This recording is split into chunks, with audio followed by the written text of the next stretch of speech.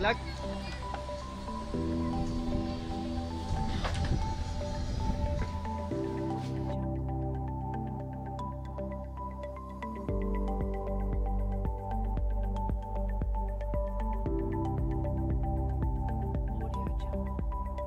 As a meeting room consider किया जाता था। और ड्यूरिंग ट्रैवल अगर कायद ने या लॉर्ड माउंटबेटन ने कोई मीटिंग वगैरह करनी है तो वो इस रूम का इस्तेमाल करते थे। इसमें जो सिटिंग अरेंजमेंट है वो भी आप देख सकते हैं, सोफ़े आमने सामने रखे हुए हैं और टी के लिए टेबल रखा हुआ है।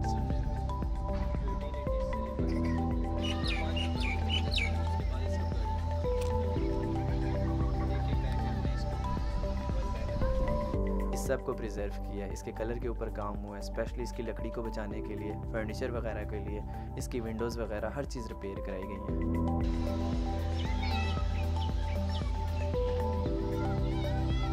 कि सर्वेंट्स वगैरह जो साथ उनको सर्व करने के लिए आते थे उनके लिए भी प्रॉपर बेड और सिटिंग अरेंजमेंट है ताकि वो भी अपने रूम में आराम से रह सकें। और इसके अलावा यहाँ पर एक ख़ास किस्म की बेल लगी हुई है सर्वेंट रूम के सामने।